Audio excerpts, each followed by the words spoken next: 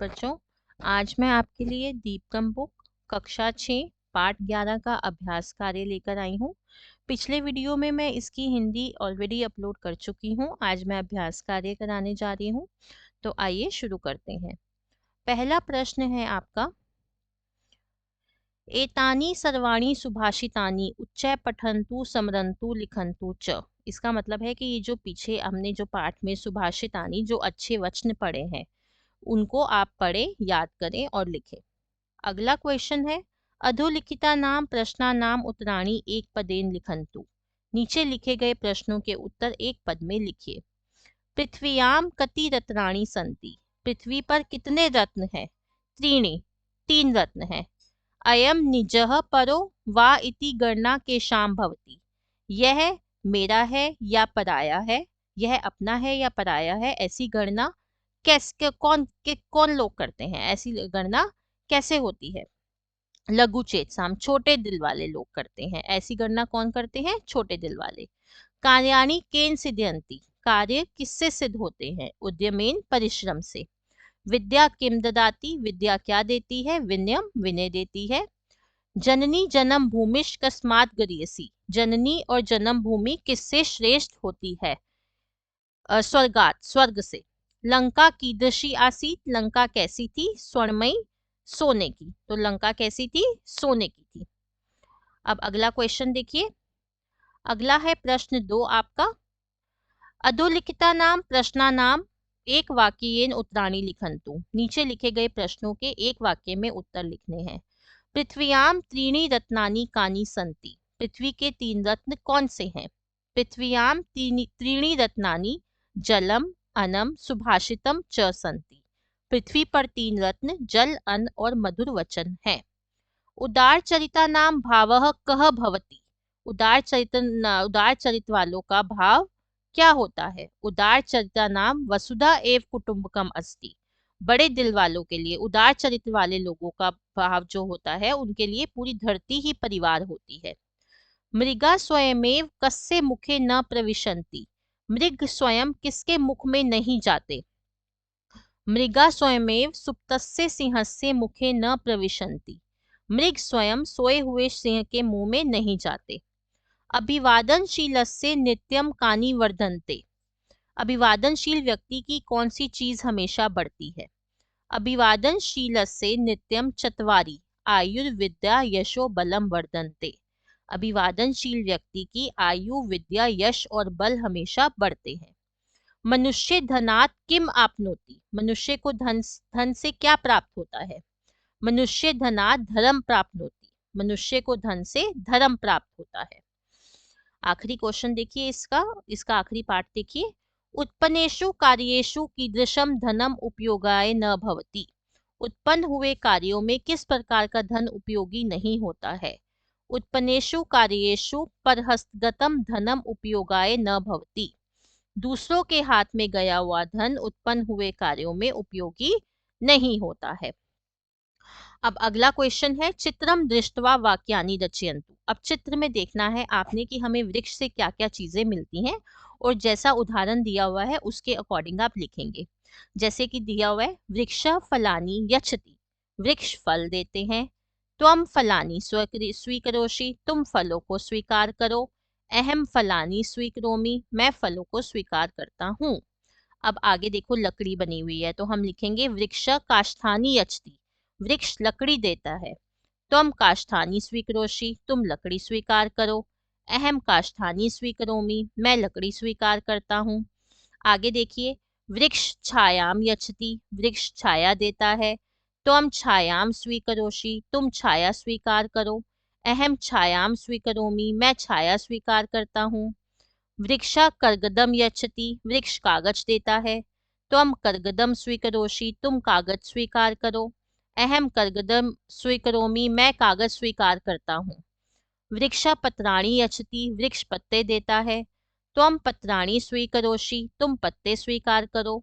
अहम पत्राणि स्वीकरोमि। मैं पत्ते स्वीकार करता हूँ। वृक्ष पुष्पाणि यच्छति। वृक्ष फूल देता है। त्वम पुष्पाणि स्वीकरोषि। तुम फूलों को स्वीकार करो। अहम पुष्पाणि स्वीकरोमि। मैं फूल स्वीकार करता हूँ। तो उदाहरण के अकॉर्डिंग हमने ये लिखना है। अगला क्वेश्चन है, अधोलिखितानि वाक्यानि पठित्वा आम अथवा न इति लिखन्तु। आप पहले वाक्य पढ़ेंगे और अगर सही है तो आम लिखेंगे, गलत है तो न लिखेंगे। किम पृथ्व्याम त्रीणि रत्नानि सन्ति, क्या पृथ्वी के 3 रत्न हैं? आम, हाँ।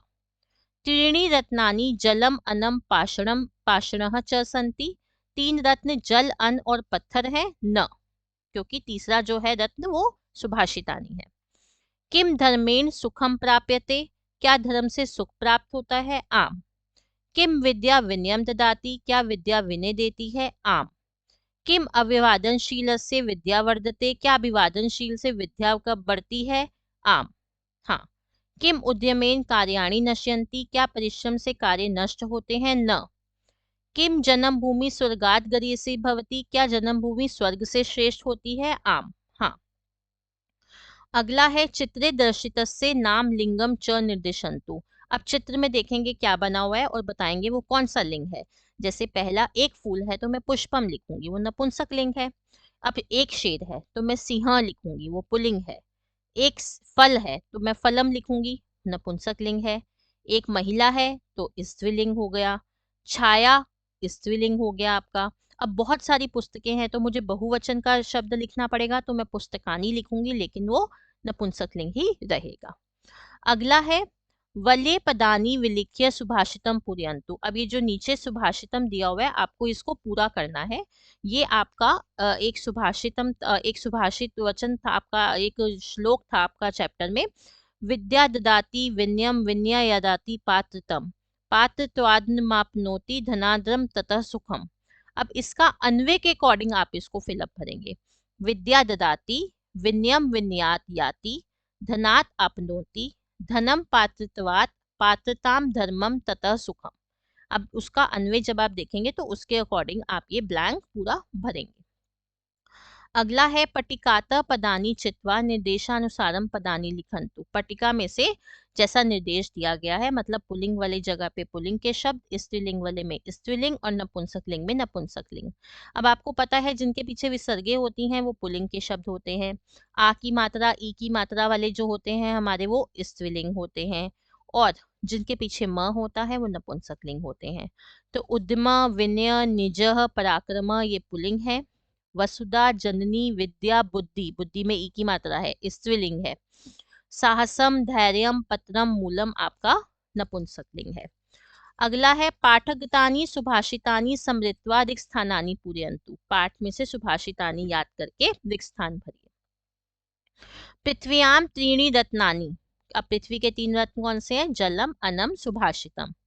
उदार चरिता नाम तो उदार चरित्र वालों के लिए तो वसुधैव कुटुंबकम भवति, पृथ्वी ही परिवार होती है।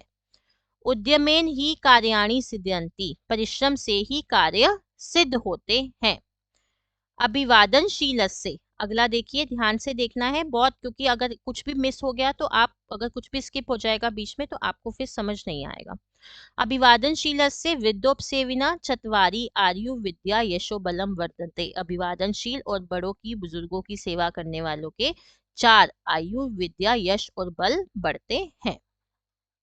अगला देखिए, उद्यम, अब ब्रैकेट में आपके ब्लैंक में आएगा, साहसम धैर्य बुद्धि वर्तन्ते तत्र देवा सहायकृत पराक्रम। ये हमने सुभाषितानी अभी पीछे पढ़ा था कि जो व्यक्ति परिश्रम करता है, साहस करता है, धैर्य धरता है, बुद्धि का प्रयोग करता है, बलशाली होता है, पराक्रमी होता है, उसके कार्य में ईश्वर सहायता करता है। विद्या विनयम ददाति, विद्या विनय देती है। जननी जन्म भूमि स्वर्गदापि गरीयसी भवति, जननी और जन्म भूमि स्वर्ग से भी श्रेष्ठ होती है। अब अगला है, चित्राणि दृष्ट्वा उचितान श्लोकाशान लिखन्तु। अब नीचे चित्रों को देख के आपको श्लोक लिखना है कि वो कौन सा है। अब पहले वाले में देखिए वो परिश्रम कर रहा है, तो ये बनेगा हमारा कि उद्यमेन ही कार्याणि सिद्ध्यन्ति, परिश्रम से ही कार्य सिद्ध होते हैं। पृथ्वीयाम, अब ये 3 रत्न दिए हुए हैं, जल अन्न और सुभाषितम, तो ये हो गया पृथ्वीयाम त्रीणि रत्नानि जलम अनम सुभाषितम। अब आगे देखिए आपकी पूरा ये मैप बना हुआ है, तो ये हो गया कि जननी और जन्म भूमि स्वर्ग से भी श्रेष्ठ होती है। जननी जन्म भूमि स्वर्गादपि गरीयसी भवति। अगला है आपका कि पात्रद्वात, पात्रद्वात धनम आपनोति। तो ये क्या हो गया आपका, अब आप इसमें देख सकते हैं कि ये क्या है, इसमें क्या हो रहा है, पात्रद्वात इस पिक्चर में क्या हो रहा है कि वो उनको धन दे रहा है ना। तो ये आपका ये हो गया कि योग्य व्यक्ति सरलता से धन कमाता है।